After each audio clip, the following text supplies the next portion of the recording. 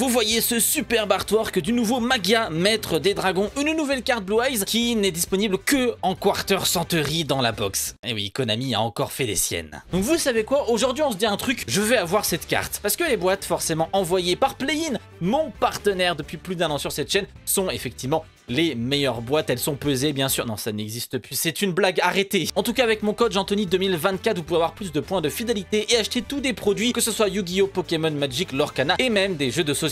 Je les remercie encore pour le soutien, d'ailleurs bientôt un petit concours sur mon Twitter, je dis ça comme ça. Et en vrai j'avais pas encore regardé la cote, mais c'est 450 balles la quarter de ce truc, c'est n'importe quoi. En tout cas on se retrouve avec des petits boosters de 5 cartes qui vont ajouter pas mal de cartes pour des archétypes assez connus comme Barrière de Glace, comme Bête Spirituelle, Genex également, et surtout on a une nouvelle fusion Yubel que les joueurs attendaient, qui va être incroyable, fantôme de Yubel, et qui pourrait quoi pas pour aller avec mon petit trône du cauchemar en Quarter Century. Oui, je ne vous l'avais pas dit hein, mais effectivement j'avais dit sur Twitter, j'avais eu cette carte, j'avais acheté 3 boosters en plus pour compléter une commande sur Play-in, et j'ai eu ce petit trône du cauchemar en Quarter Century. Donc si évidemment j'arrive à avoir la Yubel en Quarter également, bah je suis le plus gros chatard de l'histoire. Du coup ces extensions là, ce sont les extensions où on a que des ultra secrètes et Quarter Century, donc ça va aller assez vite finalement. Ce qui va être intéressant, c'est de voir un peu les nouvelles cartes. À commencer donc avec Épée du Marquis, qui elle, pour le coup, n'est pas une nouvelle carte. Rallumage du vide pour les Infernoïdes. C'est vrai, j'ai oublié les Infernoïdes qui ont aussi des très bonnes cartes pour le coup. Une lien et une fusion, ainsi que 2 magies. Et donc là, on a le petit rallumage du vide. Les Infernoïdes qui jouent sur le fait de bannir des monstres depuis le cimetière ou le terrain pour s'invoquer notamment. Lorsqu'on va révéler un monstre Infernoïde, magie ou piège du vide, on va pouvoir défausser toute notre main, piocher le même nombre de cartes qu'on a défaussées, ce qui fait que comme on a défaussé toute notre main, nous avons des monstres au cimetière. Nous avons ce qu'il faut à bannir pour pouvoir invoquer nos monstres. C'est vraiment extrêmement simple. Si on contrôle aucun monstre, ou alors on contrôle que des démons, sauf le tour où on l'envoie au cimetière, on peut bannir cette carte depuis le cimetière, cibler max 11 de vos monstres infernoïdes bannis de noms différents, renvoyez-les au cimetière, ce qui permet toujours de pouvoir en invoquer d'autres. C'est une bonne carte en vrai pour Infernoïde je trouve, mais le support Infernoïde est bon, hein, je vais être honnête là-dessus. Une carte Sky Striker. Alors effectivement ça paraît pas comme ça parce qu'il y a écrit Pilier du futur Cyanos, mais c'est une carte Sky Striker qui va permettre d'aller faire très facilement la nouvelle lien Sky Striker qui est également dans ce pack. Et comme c'est une lien 3, eh bien effectivement c'est plutôt intéressant parce qu'elle peut s'invoquer spécialement. Cette carte elle va jouer avec l'assaut de l'air As Rose. On a une alternative artwork de Rose et de Ray en Quarter Century seulement. Donc tu vois on peut défausser une magie, ça en permet d'en avoir plus au cimetière, donc d'avoir les 3 minimum. Donc pour invoquer spé depuis la main, si on invoque Norm ou spé, on peut spé Rose depuis le deck ou le cimetière. Donc vous voyez, pour faire des liens 2 et potentiellement plus tard lien 3, c'est extrêmement simple. Pour bannir cette carte depuis notre cimetière, prenez une de vos assauts de l'air Rose qui est bannie ou dans le cimetière, ajoutez-la à la main ou invoquez-le spécialement. Par contre les joueurs Sky Striker ont été plutôt déçus parce que certes on a la nouvelle lien Azalea, mais par contre on n'a pas Camélia, on n'a pas aussi il y a plusieurs liens en fait qui existent dans l'OCG qu'on n'a pas dans ce booster, ce qui est un peu dommage, mais donc ça fait partie quand même du nouveau support qui est déjà dispo sur Master Duel, il me semble, je crois. Master Duel c'est un peu bizarre, ils ont plus de liens que ce qu'on a dans le TCG, ce qui est quand même assez spécial, comme quoi Master Duel ils ont vraiment envie de faire une méta complètement différente. Gaia Pello, bête spirituelle, bête ultime en secret rare, mais celle-là elle existait déjà, toujours très stylé cet artwork là. Le format Master Duel commence à petit se détacher. Ce n'est pas pour me déplaire, je trouvais justement ça bizarre que le format soit juste 3, 4, 5, 6 mois en retard tout le temps. Bah là on a même des cartes qu'on n'a pas en TCG, comme quoi Résonance de l'esprit et de la Terre. J'ai vu qu'il y avait une nouvelle carte Esprit de la Terre Immortelle qui va avec Jack Atlas, qui va sortir en OCG, donc ça c'est aussi une petite référence, pourquoi pas. Sprite du rouge, ça on connaît, il n'y a pas de problème là-dessus, les sprites. Veine générale de la Barrière de Glace. La Barrière de Glace, il y a du bon support également, notamment une synchro et aussi des monstres qui permettent de faire une synchro encore plus facilement. On Veine, ça pour le coup, c'est plutôt du classique, mais Barrière de Glace, ça faisait très longtemps qu'on attendait du bon support, même si on a eu le deck de structure en 2021 parce que les gens avaient demandé du support, on avait encore besoin d'un petit boost. Esprit Exact qu'on va évidemment jouer, qu'on joue toujours dans ce type de deck, et en secrète Infernoïde Pire Maïs. Il n'y a pas de monstre à effet Infernoïde en plus, il y a un monstre lien, un monstre fusion. Arbitrage blanc, une nouvelle carte qui joue avec les monstres poissons, c'est vraiment du générique poisson là pour le coup. Mais ça, il faudra attendre la Display Rage of the Abyss qui va sortir en fin d'année chez nous et qui va sortir dans l'OCG cet été. Avec très bons monstres pour Shark. Pour le coup, ça fait pas partie non plus des cartes pièges incroyables. Quatuor Bancal, il me semble que c'est une nouvelle carte. Ça fait partie des cartes que je n'ai pas lues en fait, donc on va directement se la lire ensemble. Donc du coup, non affecté par les effets d'autres cartes, c'est invoqué par Xyz une fois par tour durant la Standby. Attachez les 3 cartes du dessus de votre deck à cette carte comme matériel, puis appliquez l'effet suivant sur le nombre de matériel. Max 4, donnez le contrôle de cette carte à votre adversaire. Minimum 5, recevez 400 points de dommage pour chaque matériel que cette carte a. Si vous le faites, détruisez tous les monstres que l'on contrôle. Ok, mon châtiment du marqué, la contre-piège, embuscade, bête spirituelle. Les bêtes spirituelles, pareil, il y a un nouvel lien, une nouvelle fusion. Et surtout, le monstre qui, en Quarter Century, vaut la max. Elle s'appelle Lara. Et alors, Lara, si on l'a, c'est une dinguerie en fait. Elle est vraiment extrêmement forte. Armure complète, lancière, rayon utopie. Ça fait aussi une nouvelle carte cette fois-ci en secret. La armure complète, on rappelle que ça va avec le deck de Shark, hein. On a beaucoup de Dixie's armure complète. Je vous en ai fait une vidéo sur ma chaîne qui présente justement un peu, pas forcément des combos, mais on en parle un petit peu de ces armures complètes avec les nouvelles cartes de Rage of the Abyss, qui sera l'extension que je ne veux pas rater, vu justement à quel point il y a des nouveaux poissons requins forts. Anion électrique bestial. On a aussi avec cette carte-ci un autre monstre lumière qui invoque SP en fait, cette carte théoriquement qui va la chercher plus invoque SP. Ça permet de faire des Xyz lumière 4 parce qu'on est bloqué avec ce type de carte. Soldat jouet, est-ce que c'est le deck de Napoléon? Est-ce que c'est ce deck-là? Bah dans GX, hein, évidemment, je pense que oui parce qu'il jouait des soldats jouets. En tout cas, je pense que c'est ça. D'ailleurs, le petit tank jet, bah du coup, ça va avec évidemment le tank jet et le soldat artilleur électrique. Ça, c'est une nouvelle carte. Et effectivement, ça me fait forcément penser au sergent électrique qui était joué. Ça, c'est vraiment la toute première méta de Duel Links, hein, où c'était juste pour bloquer en fait une MP en face, hein, mais c'était juste fort. Donc là, on a une version artilleur électrique qui, genre, si on l'invoque normalement spécialement, un ou plusieurs monstres feu, on peut l'invoquer spécialement cette carte depuis la main, puis vous pouvez envoyer un monstre pyro de niveau 8 depuis votre deck au cimetière. Et si on a une carte magique qui est activée, on peut faire gagner 300 points d'attaque à chaque monstre feu. Je me suis gardé l'effet pour moi, vous avez vu, vous n'avez pas le droit de le voir, mais moi je vous l'ai lu, il n'y a pas de problème là-dessus. Infernoid Décathlon, ça fait plaisir parce que c'est forcément le meilleur starter d'Infernoid.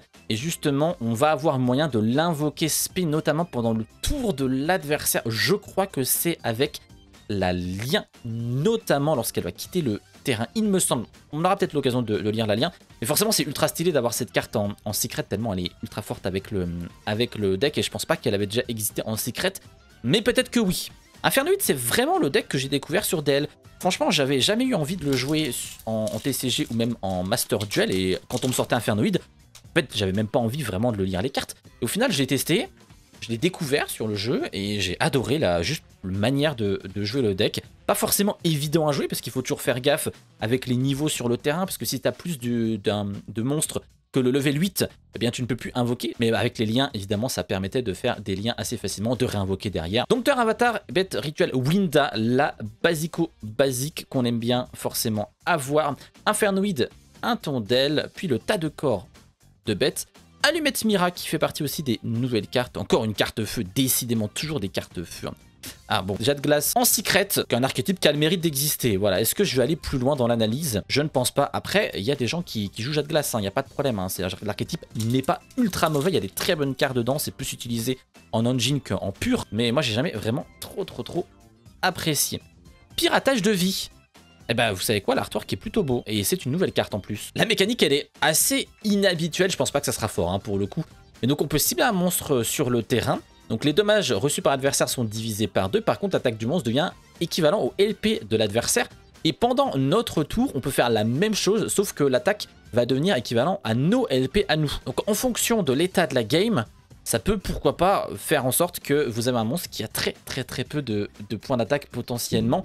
Bon, après, c'est vraiment tellement bizarre comme mécanique. Des cartes qui vont pas être utilisées, hein, je pense, mais juste pour rigoler peut-être avec des combos spécifiques. Infernoid Piatti, c'est pas une nouvelle carte.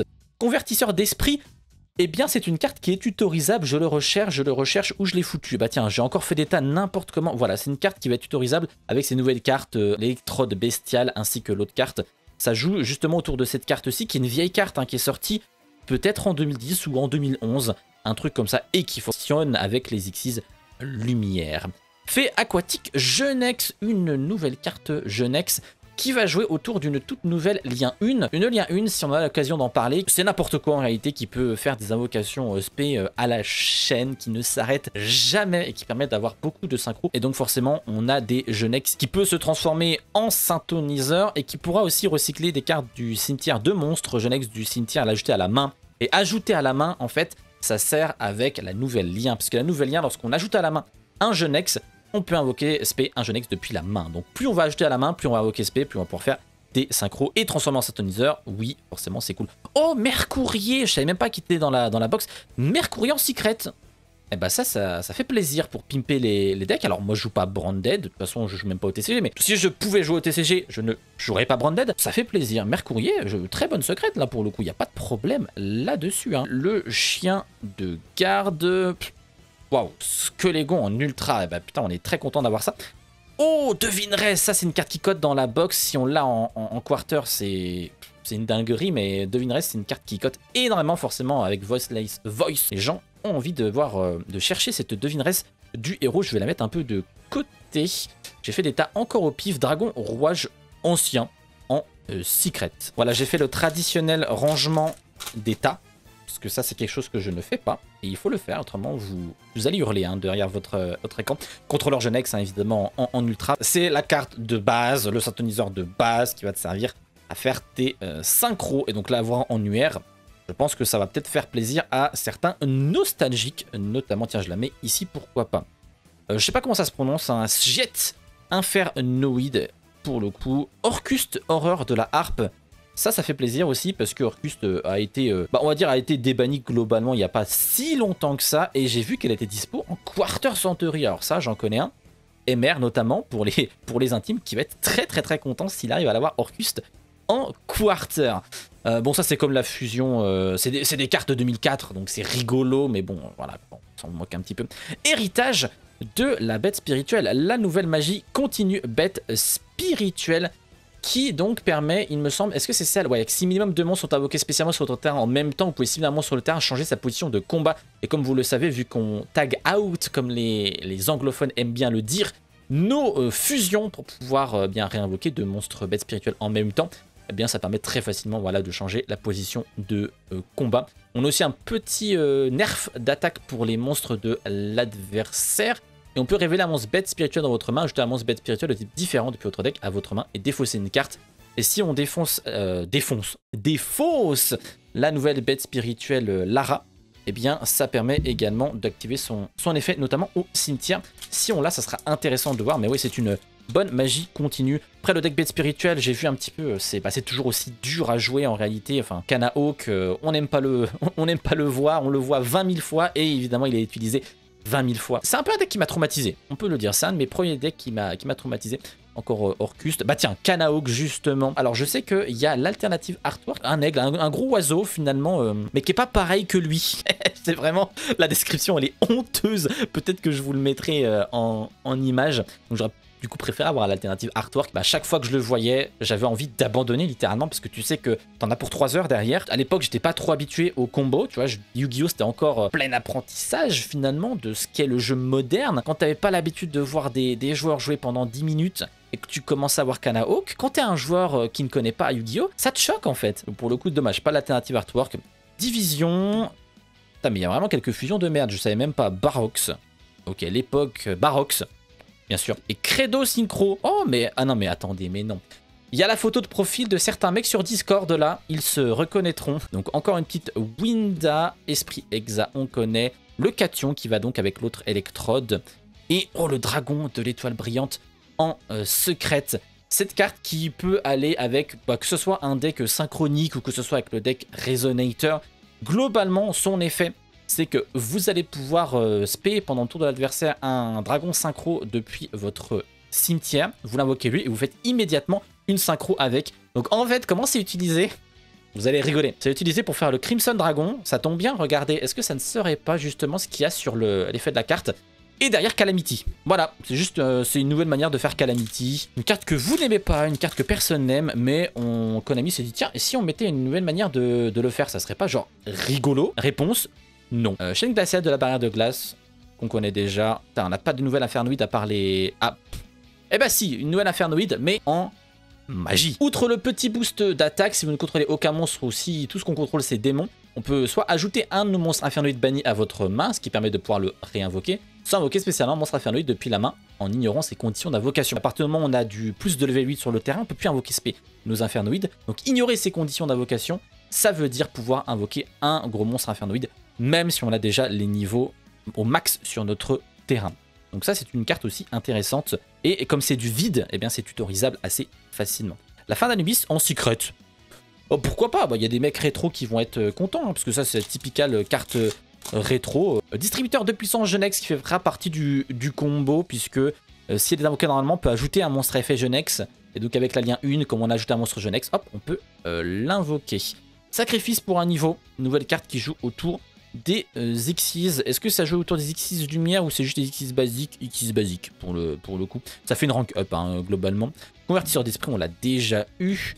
Le Attondel, on n'a même pas eu forcément les infernoïdes les meilleurs. Et par contre là, bête spirituelle, elle est nouvelle. Elle est nouvelle cette bête spirituelle, elle est invocable tellement facilement. Puisque bon là effectivement on voit que c'est invocable avec Dompteur plus un monstre avatar bête spirituelle. On peut bannir des cartes depuis votre terrain et ou cimetière pour l'invoquer. Et vu qu'on va essayer de mettre Lara au cimetière, et qui est un avatar, et que Lara, lorsqu'elle est bannie, elle a un effet supplémentaire de spé, une bête spirituelle, eh bien en faisant cette carte-là, on a littéralement un combo qu'on peut extend à mort.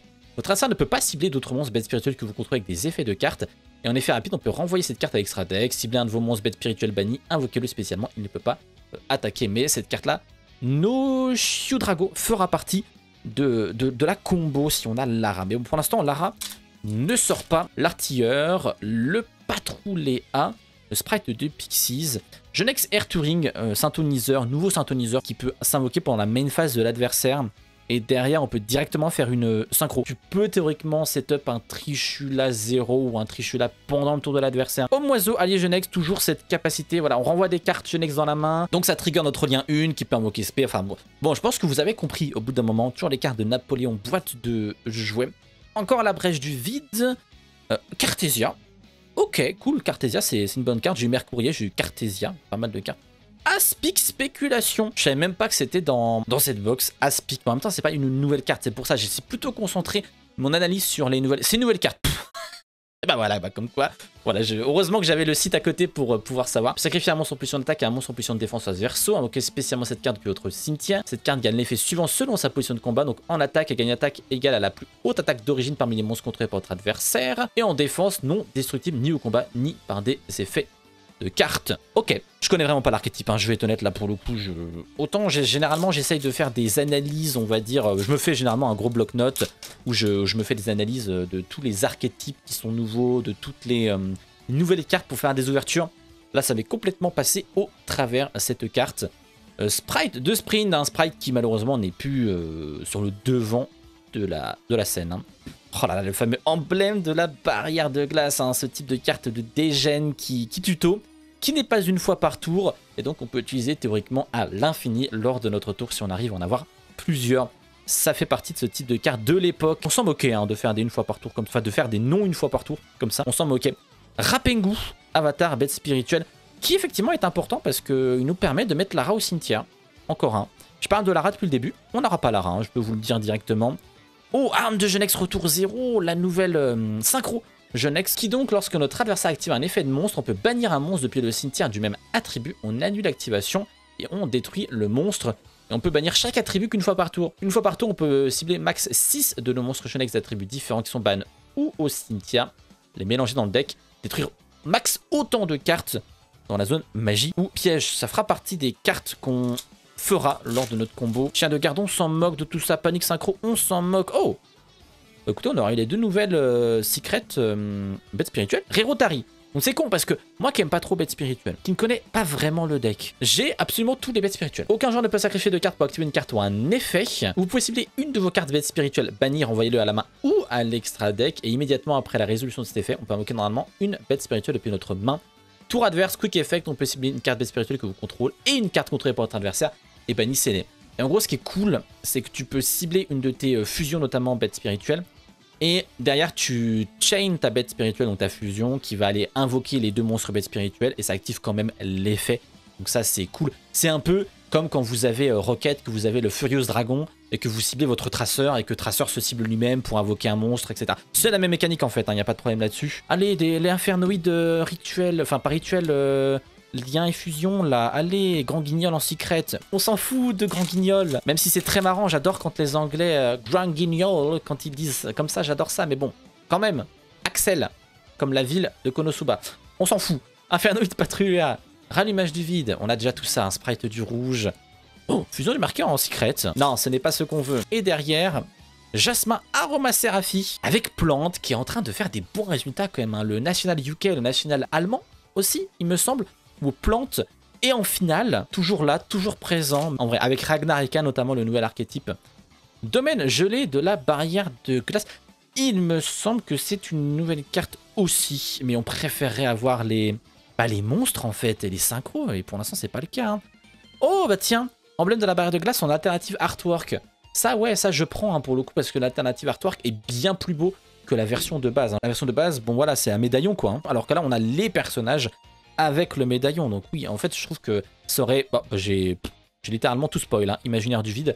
Mais en fait, ouais, ça aurait dû être comme ça dès le début, en fait. Hein, mais du coup, c'est bien. C'est bien. Je préfère avoir, du coup, l'alternative artwork.